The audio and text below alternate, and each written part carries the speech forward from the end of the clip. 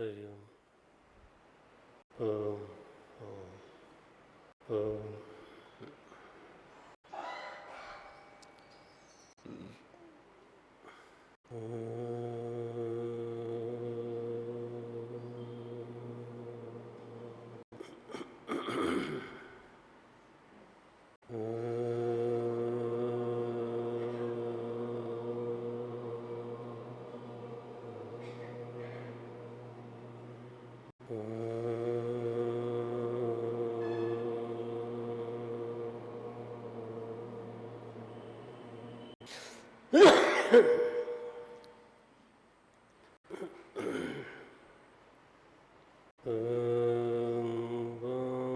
मे मनसि प्रतिष्ठिता मनो मे वाचि प्रतिष्ठितम् आविरावीर्महेधि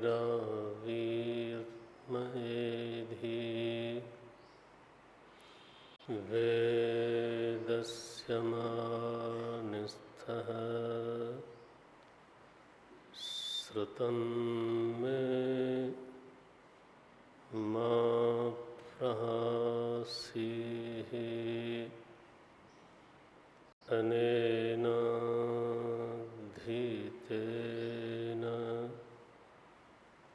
अहोरात्रान्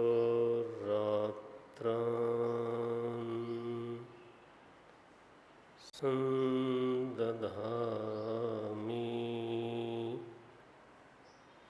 कृतं वदिष्यामि सत्यं वदिष्यामि तन्माम् अवतु तद्भक्तारमवतु।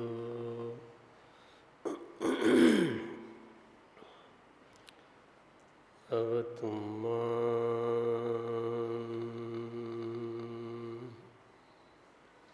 अवतु वक्तारम्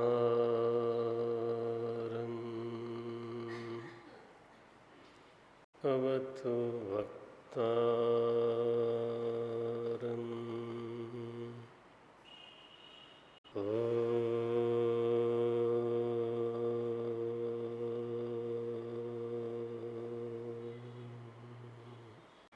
शांति शांति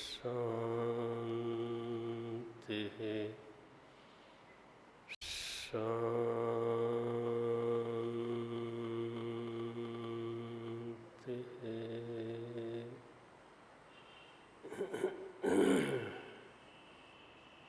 ओम पार्थाय प्रतिबोधितां भगवता नारायणेन स्वयं व्यासेन ग्रथितां पुराणमुनिना मध्ये महाभारतम्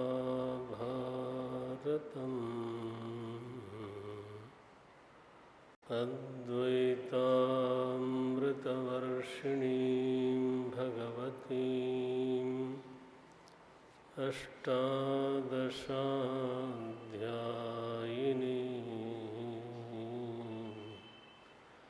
अम्ब त्वामनुसन्दधामि भगवद्गीते भवद्वेषिणी।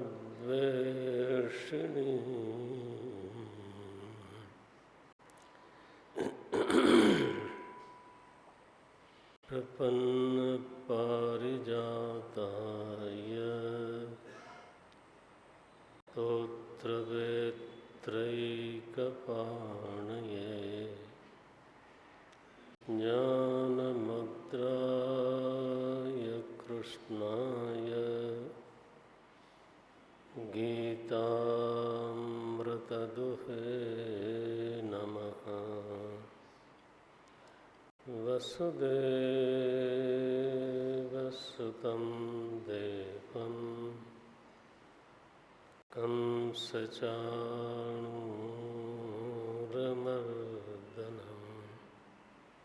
देवकी परमानन्दम् कृष्णं वन्दे जगद्गुरुं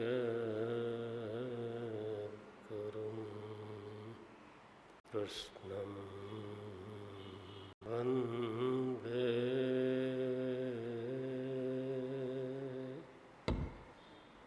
जगद्गुरुं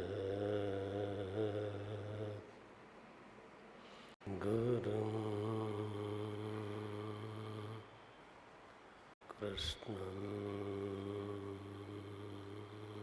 वन्दे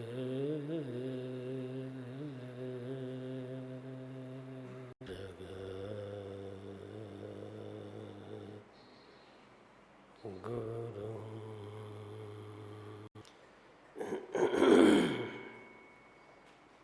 अर्जुन उवाच एवं सततयुक्ता ये भक्तास्त्वां पर्युपासते ये चाप्यक्षरमव्यक्तम् तेषां के योगवित्तमाः। श्रीभगवानुवाच मय्यावेश्य मनो ये माम्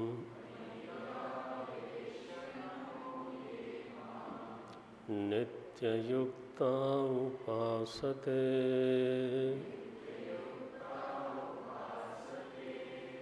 मय्यावेश्य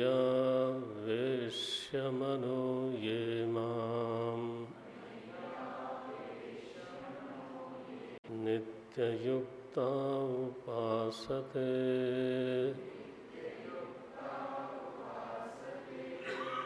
श्रद्धया परयोपेताः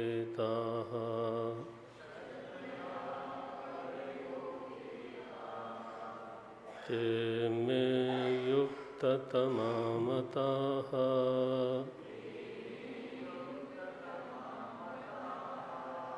ते मे युक्ततमा मताः।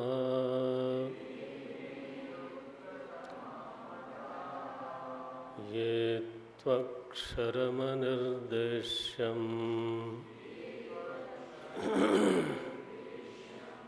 अव्यक्तं पर्युपासते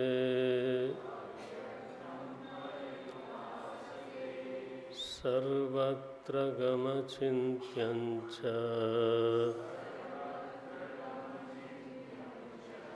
सर्वत्र गमचिन्त्यं च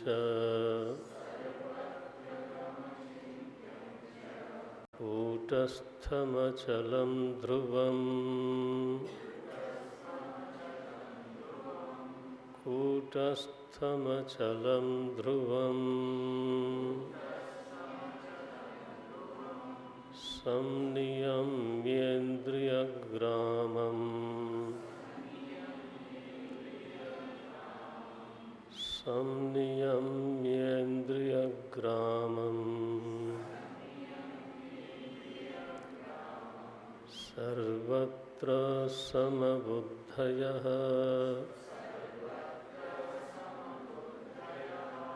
सर्वत्र समबुद्धयः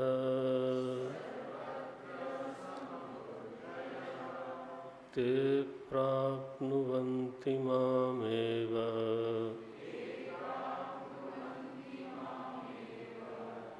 ते प्राप्नुवन्ति मामेव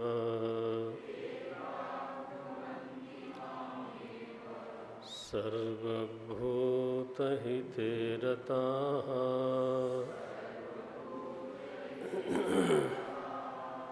सर्वभूतहिते रताः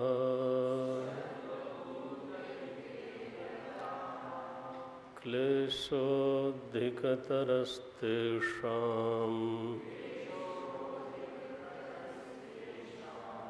अव्यक्तासक्तचेतसाम् क्लेशोऽधिकतरस्तेषाम्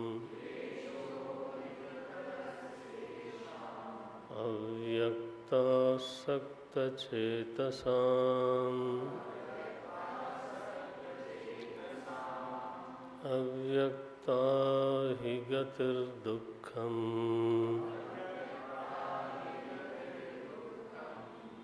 अव्यक्ता हि गतिर्दुःखम् देहवद्भिरवाप्यते देहवद्भिरवाप्यते देहवद्भिरवाप्यते।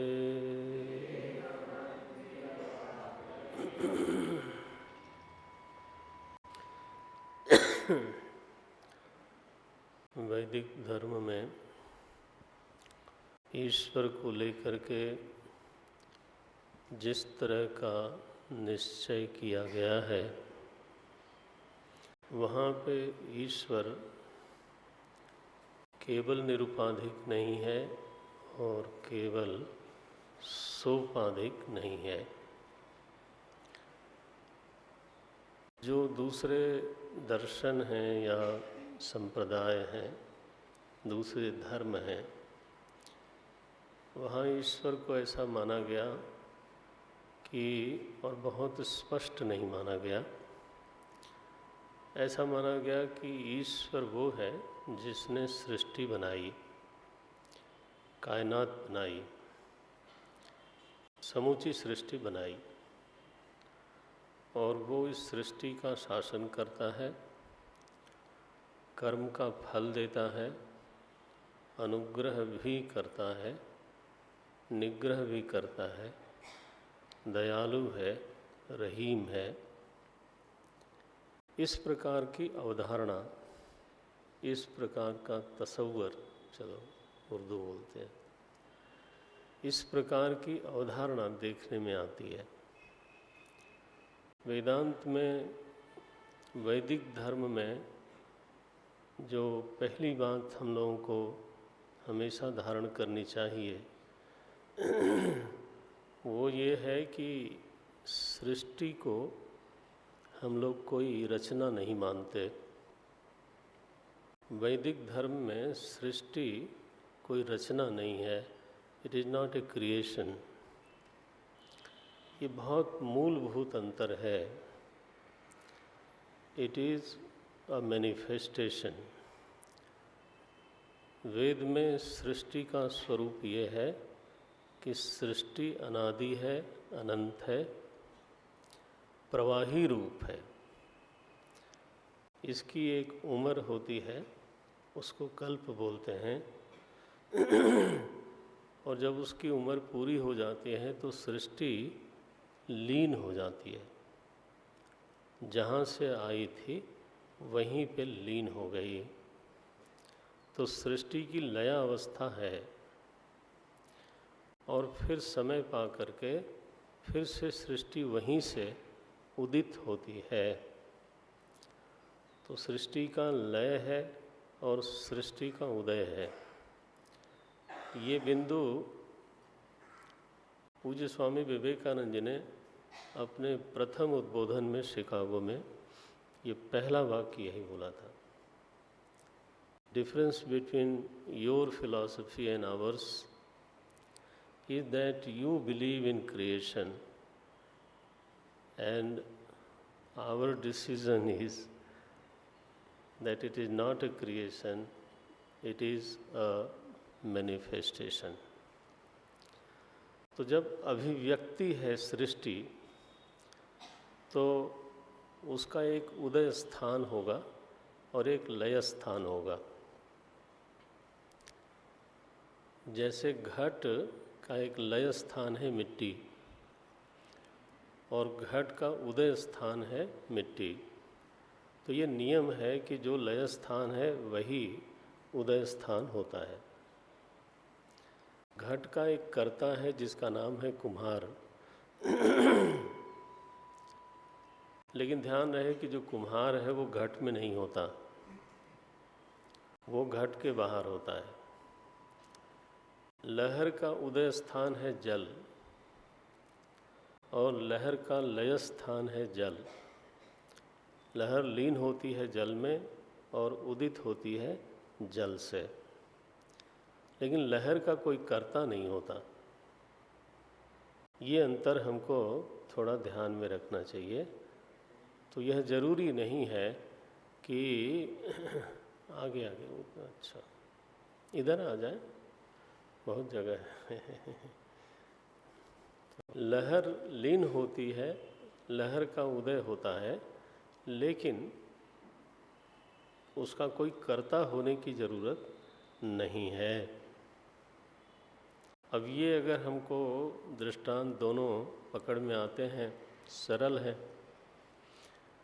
तो हिंदू वैदिक धर्म में सृष्टि लीन होती है और उसका उदय होता है।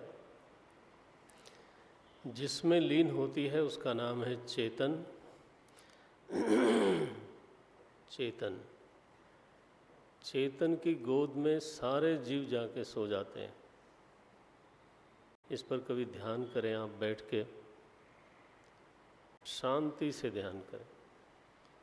सारे जीव सो गए और सारा प्रपंच उसमें जाके लीन हो गया, एक रूप हो गया। उस समय जो स्थिति है वो केवल चिन्ह मात्र की है। चेतन मात्र, सन मात्र, आनंद मात्र, सदैव सौम्येदमग्र आसीत। वेद ने कहा केवल सत था इस पूरी सृष्टि के पहले। अच्छा, अब जब वहीं से प्रकट हुई तो जो सृष्टि हमारे यहाँ प्रकट हुई, तो जहाँ से प्रकट हुई वही प्रकट हुआ। लहर जल से कोई भिन्न वस्तु नहीं है। तो पूरी सृष्टि में सच्चिदानंद समाया हुआ है। वो कुम्हार की तरह घट के बाहर नहीं रहता। इसलिए आप बोलते हो कण कण में व्यापक है। आप बोलते हो, हमको बचपन से ये सुनाया गया तो हम भी दोहराते हैं। लेकिन ध्यान रहे कि दूसरे धर्मों का ईश्वर कण कण में समाया नहीं होता। घट में कुम्हार नहीं हो सकता। अगर ईश्वर सृष्टि का करता है तो निश्चित रूप से उसकी जगह सृष्टि में नहीं हो सकती। उसको सृष्टि के बाहर कहीं होना पड़ेगा। अब उसका नाम चाहे आप जन्नत रख लो या आप अपना शब्द रखना चाहो तो वैकुंठ रख लो। यही बताना चाहते हैं ना कि वो वहाँ रहता है। हाँ, यहाँ उससे मिलना हो तो वहाँ जाना पड़ेगा। गोलोक में रहता है, साकेत में रहता है, कैलाश में रहता है। जब भी हम लोग इस तरह की बात करते हैं तो देयर इज ए स्लिप। इस बात को हमें ध्यान में रखना चाहिए कि यहाँ पे हम फिसल गए। जब देवताओं ने प्रार्थना करी भगवान राम के अवतार के लिए, तो किसी ने कहा कि क्षीर सागर जाना पड़ेगा, किसी ने कहा वैकुंठ जाना पड़ेगा। आपको याद होगा, ये रामायण तो हम सब लोग पढ़ते ही हैं। तो शिव जी बैठे थे वहाँ। उन्होंने क्या कहा?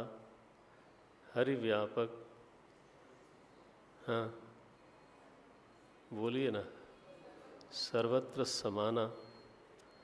ये है वेदांत। ये कर्तावाद नहीं है, ये सृष्टिवाद नहीं है। जहाँ से सृष्टि निकलती है, सृष्टि के हर कण में वो विद्यमान होता है। लहर की बूंद बूंद में जल होता है। तो आपकी सृष्टि और आपकी सृष्टि का उदय दोनों बहुत विलक्षण ढंग से बताया गया है वेदों में। अब हम लोग घालमेल करते हैं वो बात अलग है, क्योंकि बहुत सारे विचार देश में आए और एक दूसरे के साथ गडमड हो गए। फिर भी बीच बीच में इसकी सफाई होनी चाहिए। अच्छा, तो सारी सृष्टि का आधार तो सच्चिदानंद ब्रह्म है और सारे ऐश्वर्य का आधार भी चेतना ही है, चेतन ब्रह्म ही है। ऐश्वर्य 6 तरह के माने गए हैं। प्रभु ने यही प्रेरणा दी तो आज यही बोलता हूँ। 6 ऐश्वर्य हैं, आप में से बहुत लोगों ने सुना होगा शायद। सारी सृष्टि में गिन करके 6 ऐश्वर्य हैं। ऐश्वर्यस्य समग्रस्य धर्मस्य यशस्य श्रियः वैराग्यस्याथ मोक्षस्य षण्णाम भग इति रीतः। इसको भग बोलते हैं और जिसके पास ये भग है उसको भगवान बोलते हैं। धन वाले को धनवान बोलते हैं, भग वाले को भग वाले को भगवान बोलते हैं। तो ये 6 हैं। ऐश्वर्य माने होता है शासन करने की सामर्थ्य। ईश्वरस्य भावः इति ऐश्वर्यः। तो शासन करने की सामर्थ्य, संपूर्ण धर्म, संपूर्ण यश, संपूर्ण लक्ष्मी, संपूर्ण वैराग्य और संपूर्ण मोक्ष, ये 6 ऐश्वर्य माने गए हैं। और हम लोगों में से कोई थोड़ा सा हो जाता है किसी में, तो हम जो है आम से खास हो जाते हैं। किसी में हुकूमत करने की थोड़ी क्षमता हो, किसी में थोड़ा धन आ जाए, कोई थोड़ा यशस्वी हो जाए, किसी में थोड़ा सदाचार ज़्यादा हो जाए, किसी में विद्या ज़्यादा हो जाए, किसी में वैराग्य हो। आप विचार करके देखो, एक कण इतना समग्र का एक कण का शायद 1000वां हिस्सा, कम बोल रहा हूँ मैं, इतना जीव संभाल नहीं पाता। रावण के सामने हनुमान जी ने जब उपदेश देना शुरू किया, पूछा उसने तुम्हारा राम कौन है? तो हनुमान जी क्या उत्तर देते हैं? जाके बल, ये तो याद है आपको, जाके बल लवलेश ते, बोल सकते हैं, जितेउ चराचर झारी। ये नहीं कि कुछ ज़्यादा दे दिया है, लवलेश। तो हम लोग अपनी औकात समझें जरा, हमें कितना उतरा है। इसको बोलते हैं हिंदू वैदिक सनातन धर्म में अवतारवाद। अवतरण होता है और सभी में उसके प्रभाव का अवतार है ना। आप में भी है, ये मत बोलना कि आप में नहीं है।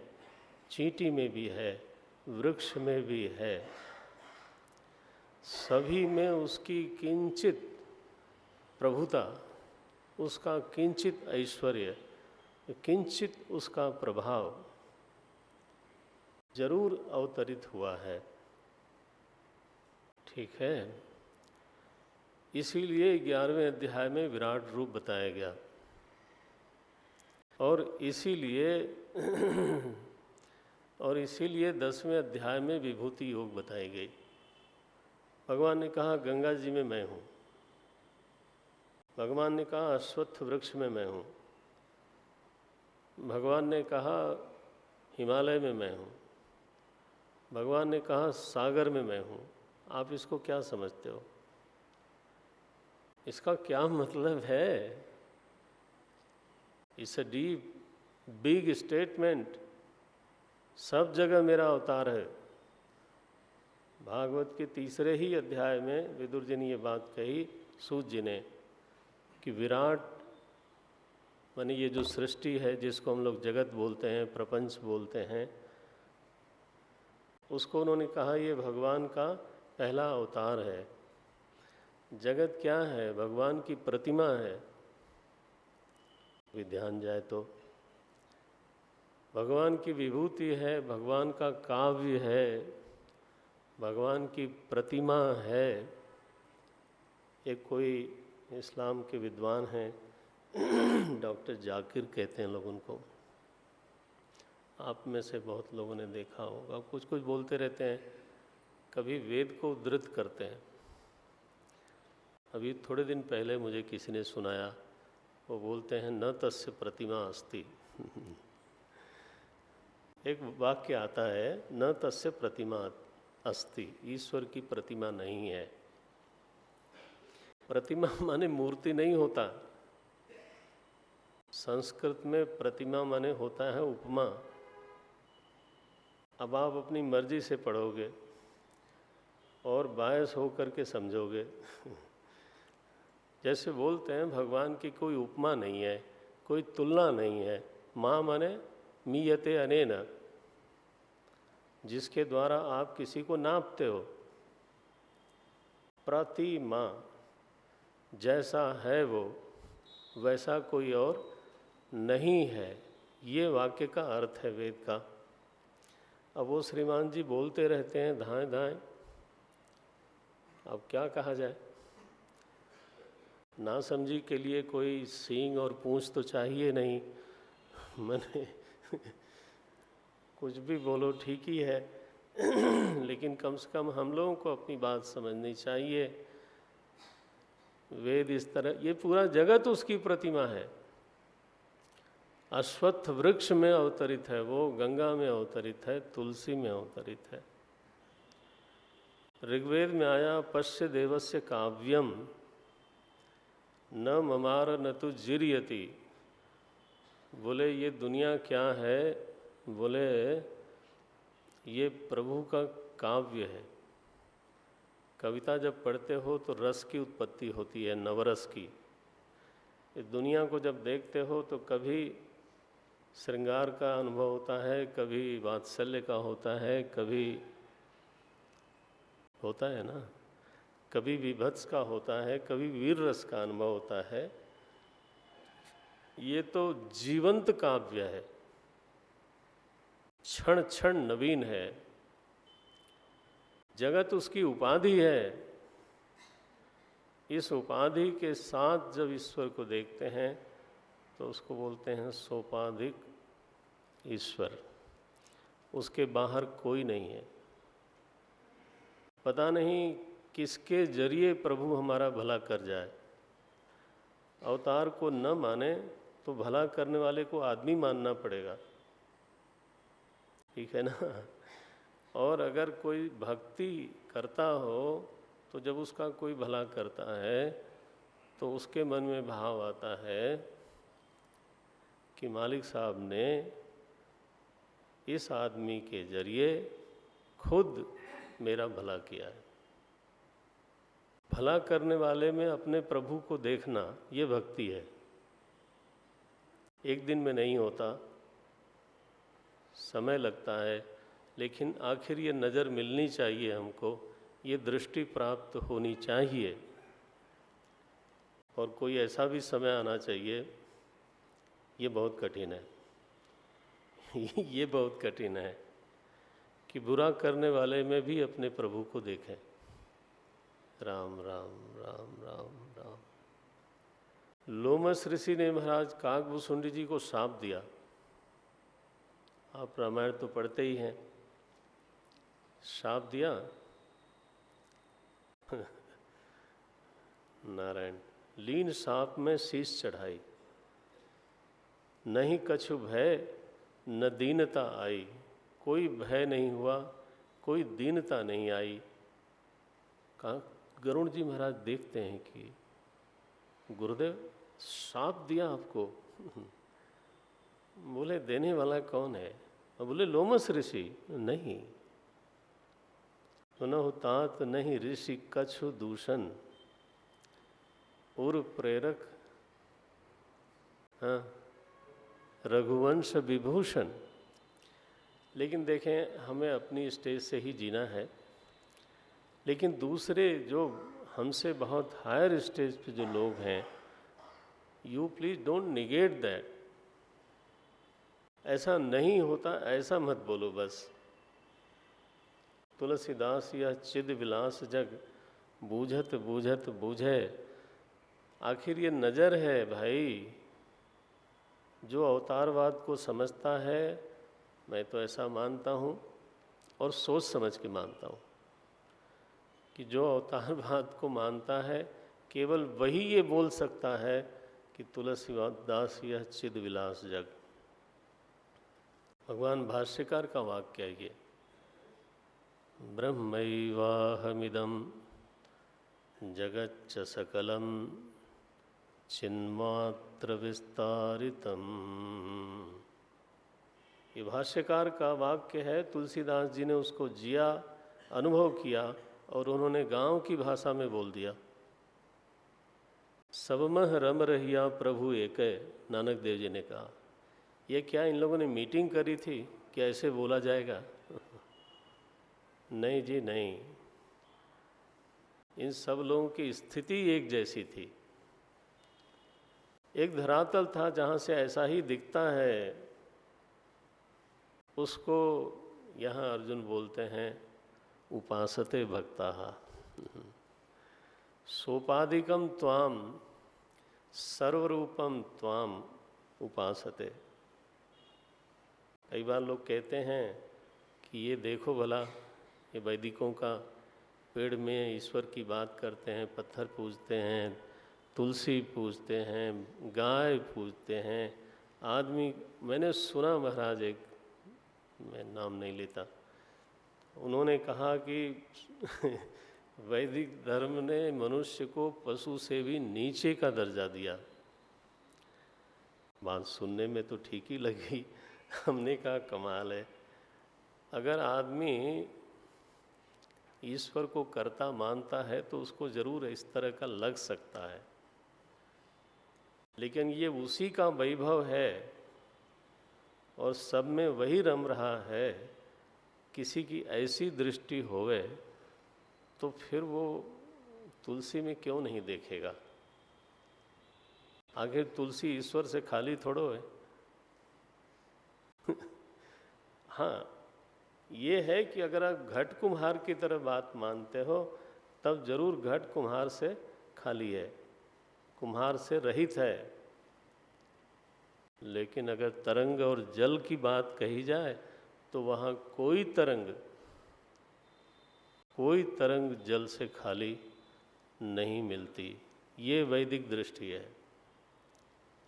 सबमह रम रहिया प्रभु एक है। सिया राम में, ये तो याद होगा, सिया राम में सब जग जानी। आखिर ये वाक्य बहुत चिंतन के बाद प्रकट होते हैं, लेकिन भला हो हमारे बड़ों का कि बचपन में ही इन वाक्यों को वो हमारे साथ जोड़ देते हैं।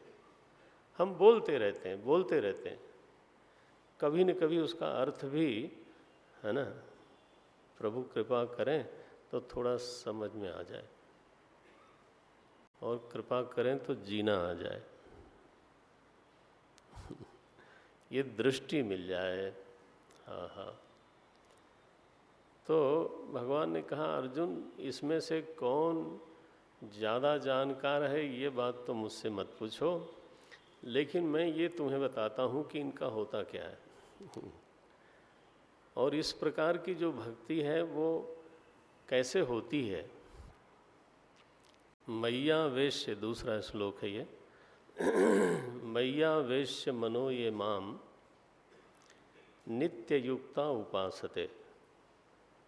अर्जुन ने कहा था सतत युक्ता, भगवान ने कहा नित्य युक्ता। कोई हेर फेर नहीं है, ध्यान रहे। मई सोपाधिके ईश्वरे, मैं जो सोपाधिक ईश्वर हूँ, जिसको दुनिया में सगुण बोल देते हैं, साकार बोल देते हैं, लेकिन मुझे ये लगता है कि असली शब्द को भी जानना चाहिए। तो मैं जो सोपाधिक ईश्वर हूँ उसमें किसी का मन लग गया माने घुस गया, शब्द यही बोला है, मई आवेश्य। जैसे किसी का धन में वृत्ति घुस जाए, निकले ही नहीं निकालने पर भी नहीं निकले, किसी भोग में घुस जाए, इसको बोलते हैं आवेश्य। बोले कोई ऐसा भक्त है जिसका मन मुझ में प्रविष्ट हो गया, आविष्ट हो गया, घुस गया, और थोड़े देर के लिए नहीं, नित्य युक्ता मैया वेश्य मनो ये माम नित्य युक्ता उपासते। अर्जुन, ऐसे लोग हैं, बिरले हैं, शताब्दी में 2-4 होते हैं। ये लोग लाखों करोड़ों सैकड़ों में नहीं होते। कोई तुलसीदास जी, कोई रैदास, कोई कबीर, कोई सूर, कोई सदना कसाई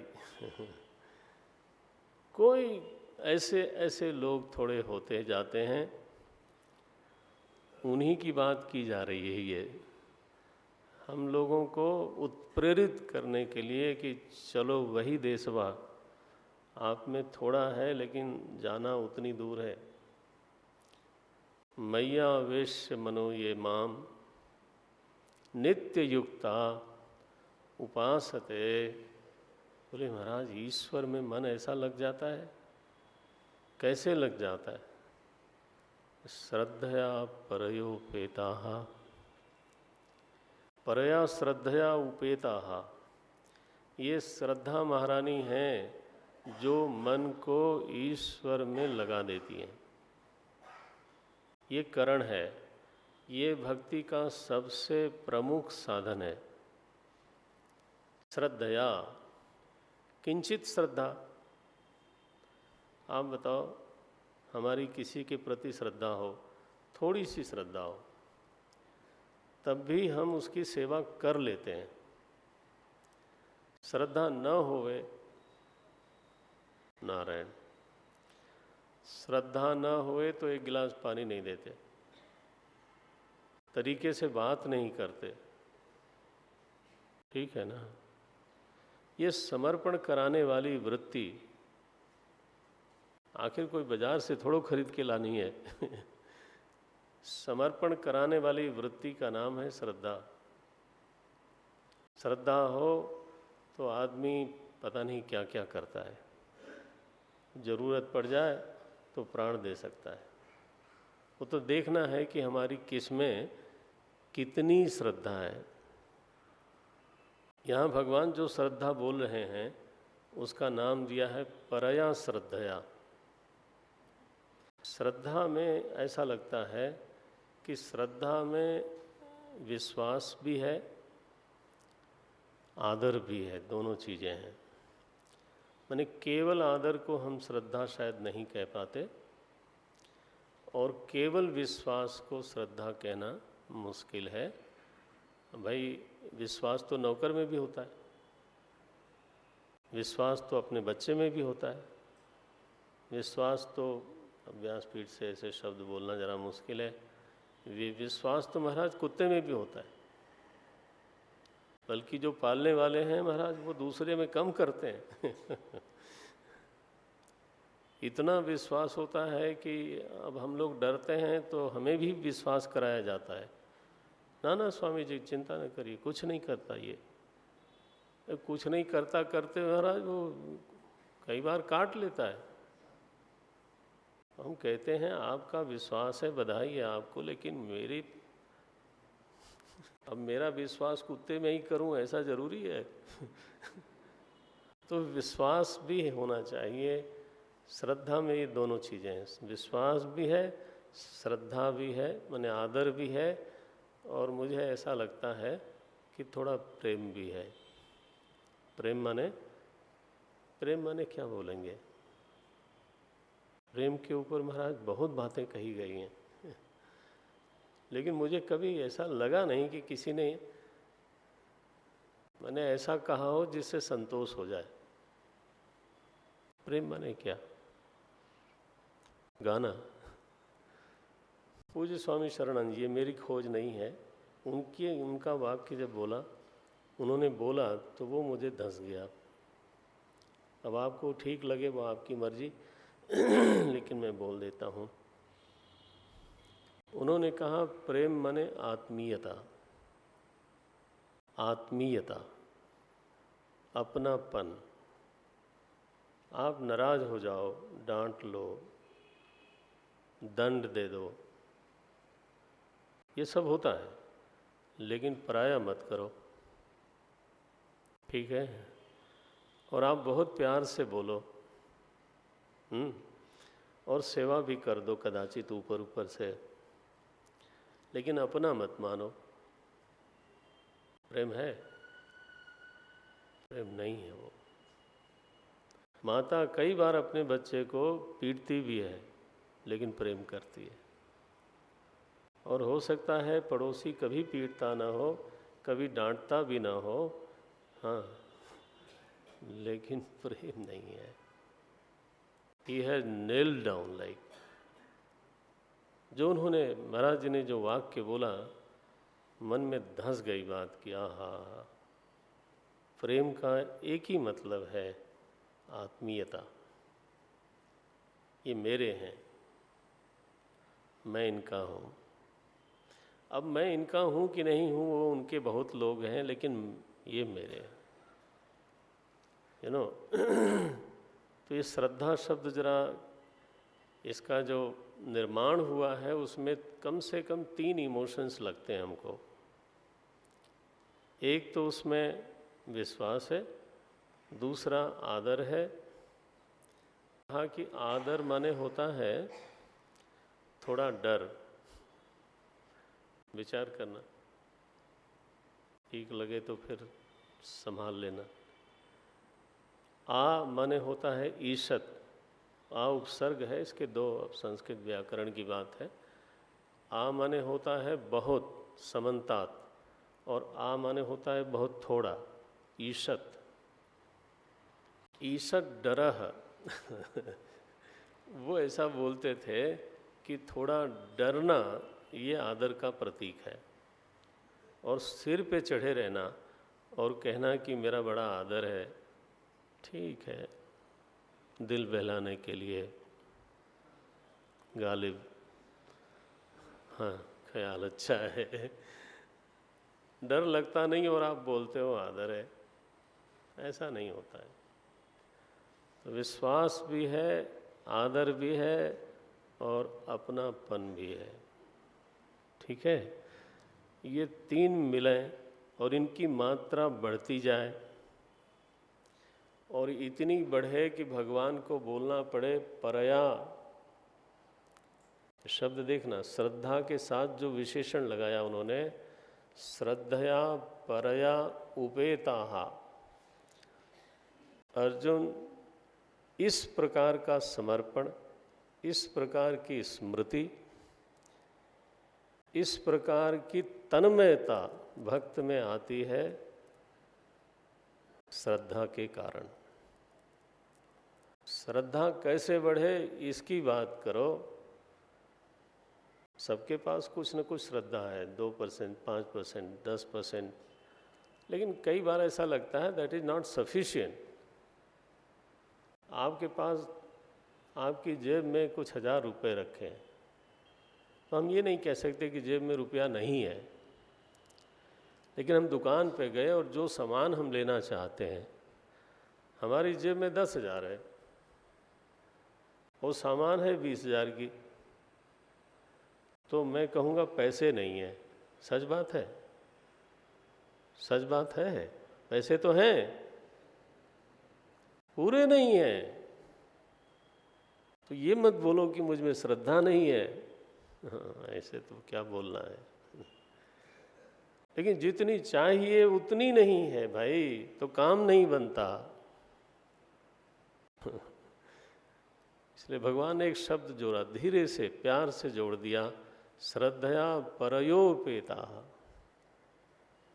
परा श्रद्धा से युक्त है मेरा भक्त, बढ़ाओ इसको। मैंने एक संत से पूछा गुजरात में, सौराष्ट्र में, सुरेंद्र नगर में। मैंने पूछा महाराज जी कैसे बढ़े? बोले रिस्क लो। संतों का ऐसा ही जवाब होता है। बोले रिस्क लो। तो महाराज क्या मतलब है? अरे बोले तुम्हारा रिस्क लोगे और फिर वो पूरा हो जाएगा तो विश्वास बढ़ जाएगा। तुम तो रिस्क जो है 1% नहीं लेते हो। बोले भगवान पे नहीं छोड़ सकते।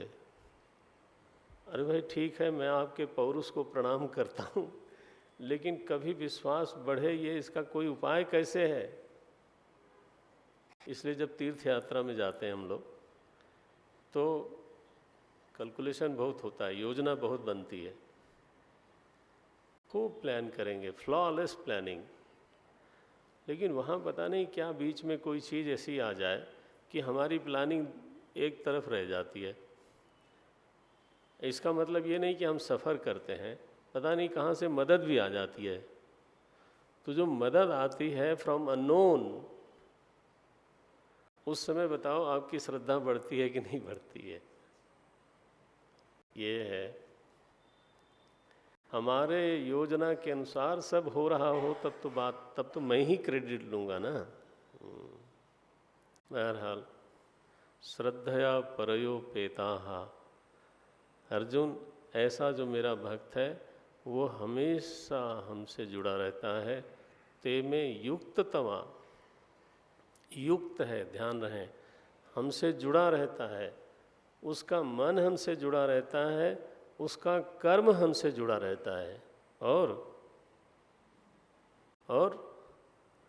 उसका भोग जुड़ा रहता है। हमारे वेदांत में इसको बोलते हैं क्रियाद्वैत। बहुत सत्संग होता है तब थोड़ी थोड़ी बातें समझ में आती है। क्रियाद्वैत, कर्म जुड़ा हुआ हो, भावाद्वैत, भाव जुड़ा हुआ हो, भोगाद्वैत, भोग जुड़ा हो। भोग जुड़ा हो माने क्या? बिना प्रसाद बनाए भोग नहीं करते, बिना भगवान को चढ़ाए भोग नहीं करते। यहाँ तो महाराज ऐसा बढ़िया है, लोग इतने जल्दी में हैं, भोजन आया नहीं है अभी पूरा, सब्जी आई वहीं से शुरू हो जाते हैं। प्रसाद तो कहाँ से बनेगा, पापड़ आया तो वहीं से शुरू हो जाएंगे। मैंने तो भूखड़ आदमी, देखने में तो खाते पीते लगते हो, घर भी ठीक ठाक है, लेकिन एक बार थाली में आके भगवान को एक बार याद करके, प्रभु आपने दिया है, आप इसको जूठा कर दो, प्रसाद बना दो, तब हम शुरू करें। ना ना, इतनी कहाँ, टाइम कहाँ है, मरने का टाइम नहीं स्वामी जी,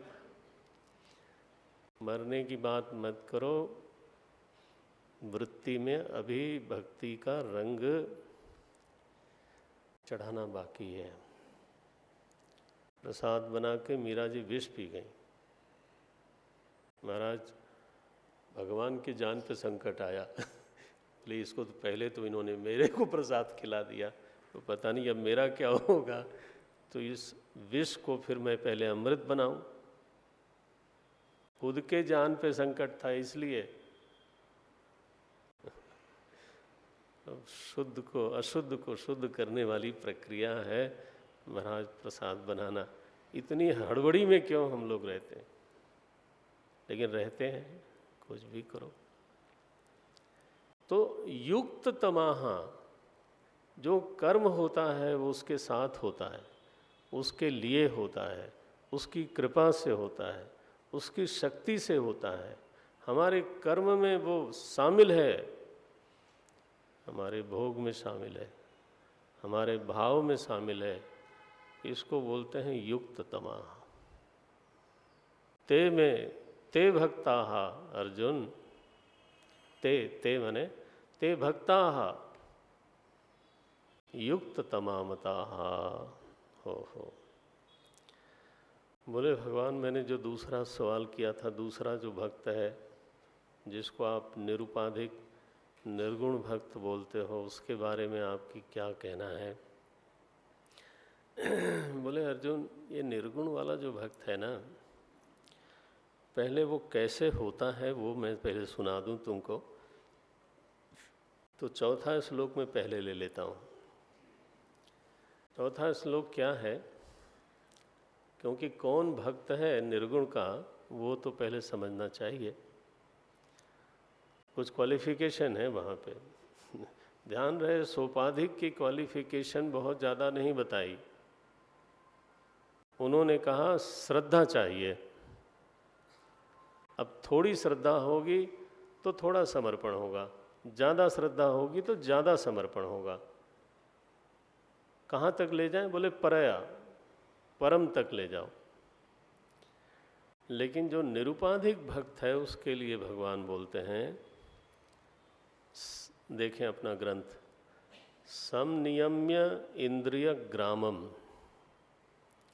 सबसे पहली जो जरूरत है निरुपाधिक भक्ति के लिए वो है संयम। इंद्रिय ग्रामम समनियम्य। या नहीं रखी है, कोई बात। जो लोग स्टेज देखते हो, पानी के साथ तौलिया भी होनी चाहिए, तौलिया या नैपकिन या कुछ भी होना चाहिए, ओके। समनियम्य इंद्रिय ग्रामम, संयम होना चाहिए, इंद्रिय संयम होना चाहिए। इंद्रिय व्यवहार का हेतु है जीवन चलाना, भागवत जी ने ऐसा कहा। इंद्रिय व्यवहार में इंद्रिय संयम का अर्थ होता है इंद्रियां व्यवहार करते समय मर्यादा में रहें। आँख मर्यादा में देखे, कान मर्यादा में सुने, वाणी मर्यादा में बोले, बेलगाम नहीं होनी चाहिए। शुद्ध व्यवहार हो, मर्यादित व्यवहार हो, शिष्ट व्यवहार हो। इंद्रिय संयम का मतलब ये नहीं होता कि मैं आँख फोड़ लूँ या आँख बंद कर लूँ, ये नहीं होता। आँख तो अपनी जगह पे, उसको संयम क्या करना है? भगवान ने वाणी दी है, बोलने के लिए दी है। भगवान भाष्यकार ने इसी अध्याय में कहा मौनम संयत वाक। बोले मौन क्या है? बोले संभाल के बोलना।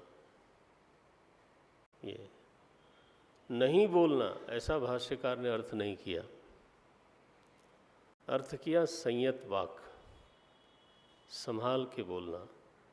जितनी मात्रा में बोलना है, जिस तरीके से बोलना है, उसको संभाल के।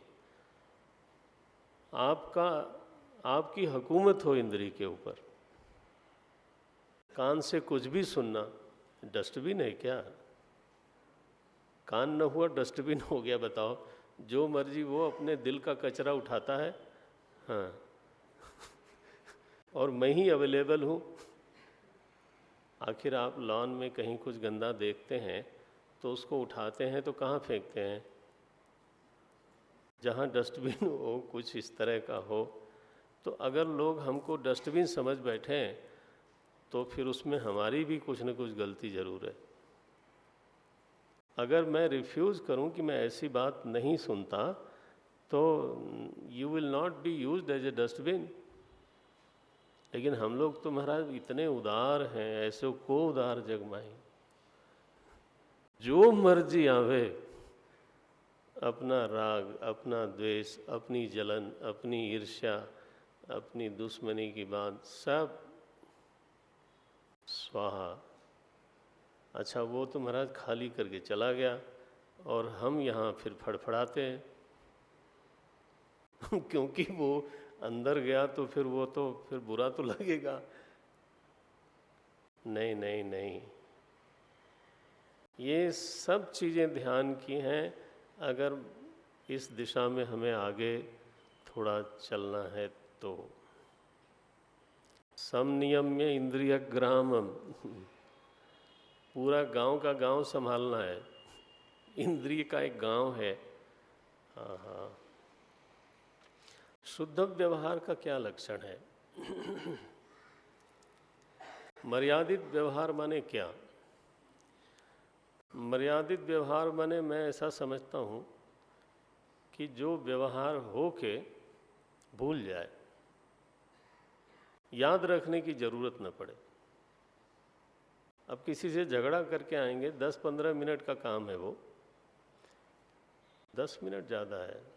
अगर 15 मिनट खींच गया तो शायद घर नहीं आएंगे।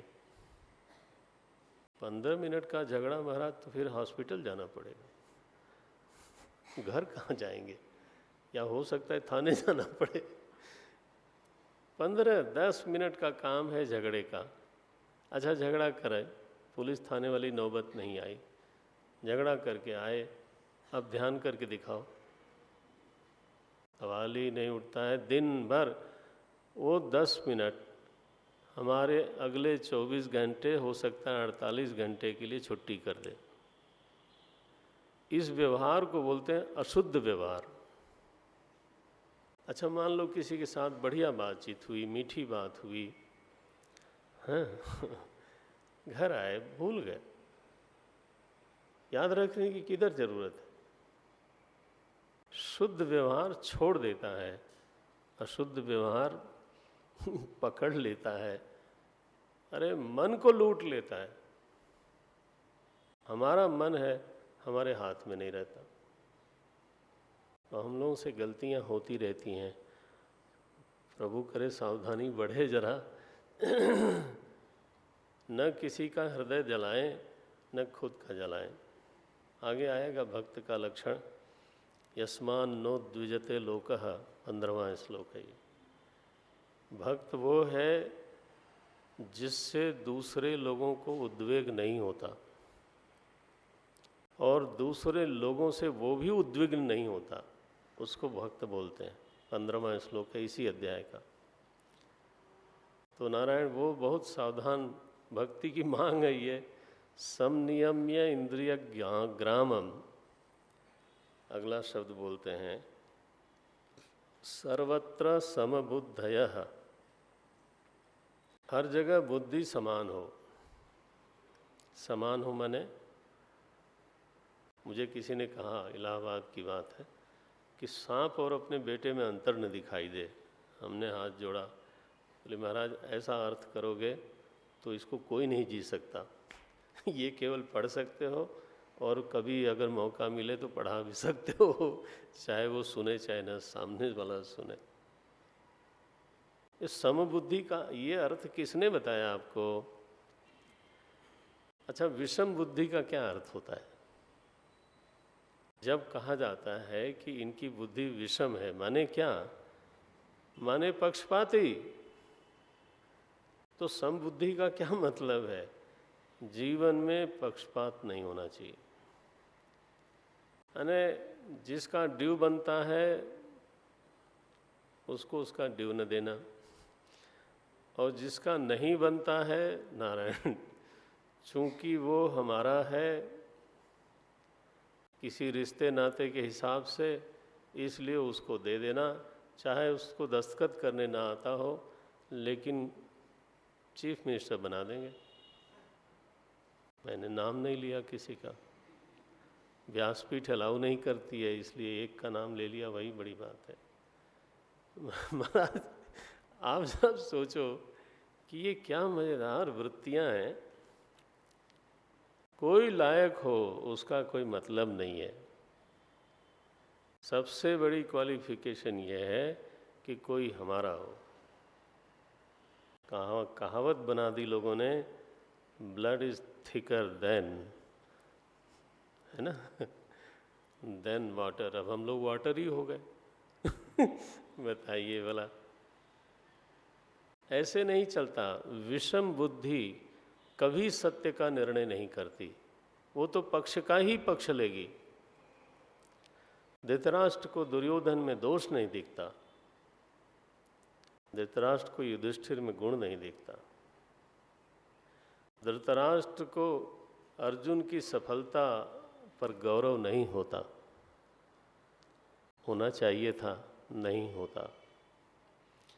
सत्य का निर्णय विषम बुद्धि से कभी नहीं हो सकता। जिससे राग है उसमें दोष होने पर भी दिखाई नहीं देता, जिसमें द्वेष है उसमें गुण होने पर भी दिखाई नहीं देता। इसका मतलब है बुद्धि अंधी है, जो है उसको भी वो नहीं देखता। तो ये व्यावहारिक सत्य जो नहीं देख पाता, परमार्थ सत्य उसको कहाँ से दिखाई देगा। भगवान कहते हैं, भाई अर्जुन, तुम परम तत्व की बात कर रहे हो ना, तो उसके लिए संयम भी चाहिए, व्यवहार शुद्ध होना चाहिए, जिससे चिंतन कर सको।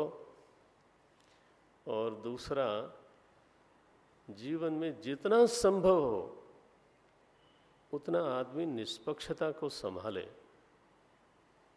पक्षपात से बचे। पक्षे पतनम इति पक्षपात। किसी पक्ष में मेरी बुद्धि पतित हो जाए, पात शब्द है, ये पतन है भाई। न्याय हाथ से छूट जाए, न्याय बुद्धि में से छूट जाए, उसको बोलते हैं पक्षपात। नहीं होना चाहिए। सर्वत्र समबुद्धया, दो शब्द बोला, संनियम्य इंद्रिय ग्रामम सर्वत्र समबुद्धयः ते भक्ताः। ते का अर्थ है ते निरुपाधिक भक्ताः। चलिए ऐसे बोल लें, ते निरुपाधिक भक्ताः तेषां किम, उनका क्या होता है। बोले ते प्राप्नुवन्ति माम एव। अच्छा, जरा दूसरा श्लोक देख लें, उसमें लिखा ते में युक्त तमा।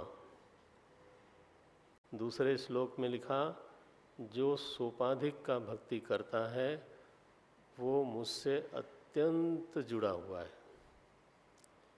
लेकिन जो निर्गुण की निरुपाधिक की भक्ति करता है, भगवान बोलते हैं, वो मुझे प्राप्त करता है। वो जुड़ा हुआ नहीं है, हाँ, वो मुझे प्राप्त करता है, मुझ में समा जाता है। वो रहता ही नहीं है अलग से। फिर कौन रहता है? बोले मैं ही रहता हूँ। तुलसी बाबा ने लिखा, जानत तुम्हें ही हो जाई। अब ये फर्क है दोनों का। वहाँ लिखा ते में युक्त तमाहा, यहाँ लिखा ते प्राप्नुवन्ति माम एव। माम एव। बोले ओहो महाराज, वो कैसा है?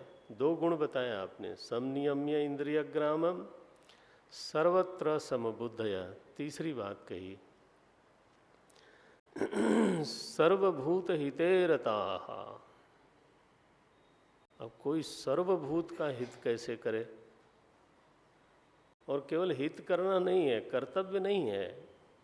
ये बहुत रेयर है, बहुत टाइम लगता है इसको समझने में। भगवान बोलते हैं रताः। रताः माने दूसरे का हित करने में उसको बड़ा संतोष होता है। ही रेवेल्स इन दैट, ये लिखा है, रमण करता है। लेकिन एक शब्द लिखा सर्वभूत हिते रता। अब हम लोग भी अपनी जात बिरादरी के लोगों का हित करते हैं, रिश्तेदारों का हित करते हैं, पड़ोसी का करते हैं, जो हमसे जुड़े हैं लोग उनका हित करते हैं, कई बार गलत तरीके से भी हित करते हैं। लेकिन भगवान बोलते हैं सर्वभूत हिते रता। सर्वभूत हिते रता करने की किसमें सामर्थ्य है? मुझे तो दिखती नहीं कोई ऐसी सामर्थ्य। थोड़े जो लोग समर्थ हैं वो भी एक छोटा सा हिस्सा उसका कुछ भला कर सकते हैं। सर्वभूत हिते रताः का अर्थ क्या है मेरी समझ में आया, helping nature, grow as a helping person. और अगर मैं किसी का कुछ मदद कर रहा हूँ ईश्वर मुझसे करा रहा है, भगवान की कृपा है, then I should not see the background of that person. जब हम देखते हैं कि किस बैकग्राउंड का है तो वहाँ पे पक्षपात आ जाता है। Whether he belongs to my state, my बिरादरी, मेरे रिश्ते में कहीं आता है, कहीं मेरा गोत्र तो नहीं मिल गया इससे, ऐसा खिल जाता, अच्छा तुम्हारा भी गोत्र यही है, साहस बैठो बैठो, और पहले नहीं कहा था बैठो। नहीं, ये जो भगवान ने कहा कि while helping we see the background of that person, इससे बचना चाहिए। सर्वभूत हिते रताः, बिना किसी पृष्ठभूमि की जांच किए मैं इतना इसका कुछ मदद कर सकता हूँ एंड इनकी ये ज़रूरत है और वो मैं पूरा कर सकता हूँ, and that is over, that is over. Target कहाँ है कि आर यू हेल्पिंग पर्सन और नॉट। टारगेट ये है कि मेरा स्वभाव कोमल है कि नहीं है। वो कोई समाज सेवा करने के लिए यहाँ भक्ति का प्रकरण नहीं बता रहे हैं भगवान, ये तो भक्ति का प्रकरण है। समाज सेवा तो बाय प्रोडक्ट है। अगर तो हमारे हृदय में करुणा है, कोमलता है, और हम मानते हैं कि ईश्वर ने मेरी सामर्थ्य दी है, तो उसका सबसे बड़ा सदुपयोग यही है। वो सेवा, आई डोंट नो सेवा कहलाने लायक भी है कि नहीं, कि जिसके बदले में मैं यश चाहता हूँ, कि जिसके बदले, शायद ये भी एक लेन देन वाली बात हो जाती। तालियां ज़्यादा बजती हैं, बैनर ज़्यादा लगते हैं, अच्छी बात है। अगर कोई लगाता है, एक्नॉलेज करता है, रिकग्नाइज करता है, दैट इज़ देयर प्रॉब्लम, लेकिन that is not the motivating factor for me. मेरे लिए वो प्रेरक तत्व नहीं है। मैं तो अपना काम प्रभु की भक्ति समझ के कुछ करने का प्रयास करता हूँ, वो भी उन्हीं की दी हुई सामर्थ्य से। लेकिन उसमें भी अगर मैं पृष्ठभूमि देखता रहता हूँ तो वो बात बनी नहीं। यहाँ भगवान बड़े ही साफ शब्द में बोलते हैं, ये सर्व लगा दिया। ये सर्व शब्द पे विस्मृति नहीं होनी चाहिए, ध्यान रखना चाहिए। सर्वभूत हिते रताः समनियम्य इंद्रियग्रामं सर्वत्र समबुद्धयः एवं ये भक्ताः एवं भूत्वा ये जनाः भक्तिं कुर्वन्ति ते मामेव प्राप्नुवन्ति। वो मुझे ही प्राप्त करते हैं अर्जुन।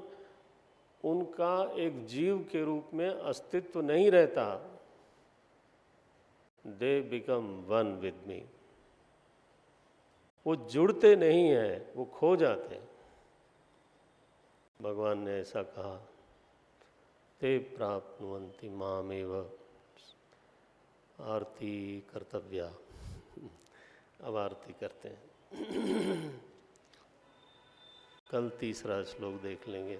ओम नारायण नारायण नारायण।